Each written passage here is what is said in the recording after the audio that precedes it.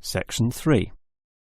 You will hear a student, Eric, talking to his lecturer, Miss Harris, about essay writing.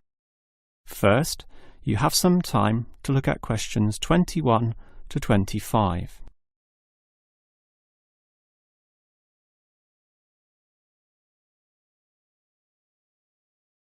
Now listen carefully and answer questions 21 to 25. Hi, Miss Harris. Here we are talking once again. Well, I'm always willing to help out wherever possible. Is anything troubling you? Well, your advice last week about writing summaries was very useful, and I'm using these summaries a lot in order to prepare my final master's thesis. But you're having problems, right? Yes, I have a few issues to discuss.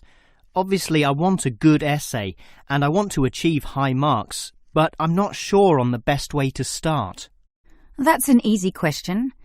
Start with a topic, but not one that I necessarily suggest, but one that you want to explore. You will always write better when doing so on a topic you are interested in, not one imposed upon you by others. Well, I'm interested in management theory. Then pursue that. However, that alone is far too broad.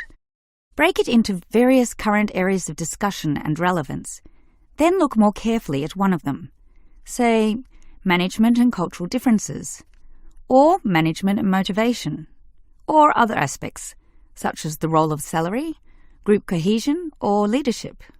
I would say I'm interested in group cohesion, that is, how people interact in the workplace. Well, that's a start, but you can't then just write planlessly without defining exactly what you intend to do within the area you've chosen. You'll have to think of a thesis, and this statement could be of several types. Such as what? Oh, you could argue a point, something that you believe in, or discuss an issue, looking at its various perspectives, or critique the opinions of others, pointing out the pitfalls and flaws. The thesis statement will make that very clear because it will say, in simple terms, what you intend to achieve in your essay. I see. And then I can just begin writing, right? Wrong. Huh? If your essay is going to be clear, it needs to be logical and organised, and this means you'll need an outline. This could be written as a flowchart or spider graph, that is, a series of connected lines. But whatever shape the outline takes, there must be a sense of progress in, more or less, a straight line towards a goal. And then my essay will be good?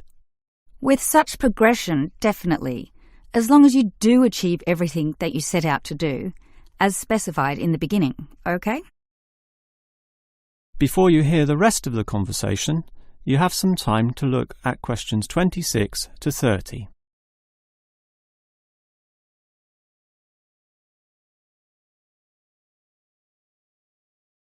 Now listen and answer questions 26 to 30. Well, Ms. Harris, your advice about essay writing all sounds very useful, solid and step-by-step, so I'll certainly follow that. But can you tell me in more general terms, what constitutes the best essay? Oh, there are many aspects to consider, but one of the most important is certainly original thinking. The best essays are written by people who think for themselves, and not just copy or imitate established views. I think I can do that. But remember, you can't just give a list of unsupported assertions. There needs to be support as well. A chain of logic linking each step in your argument. Right. Yet that alone is not enough. Your argument may be logically sound, but is it practically so? For that, you need examples from real life to illustrate your points or subpoints.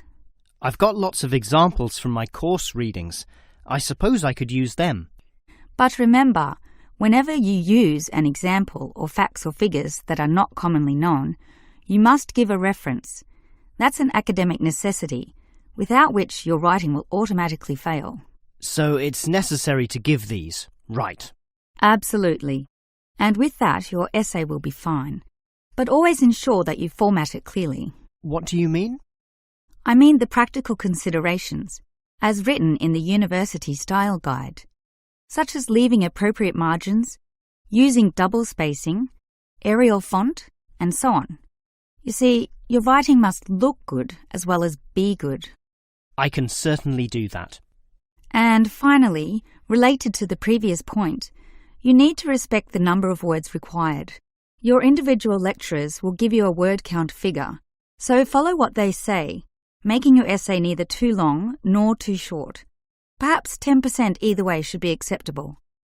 15% was common when I was younger, but it's a lot stricter now, and 20% would be pushing the boundaries just a little too far.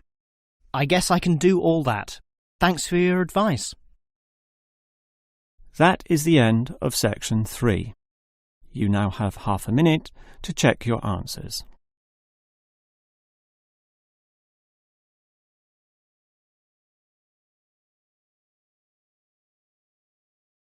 Now turn to Section 4.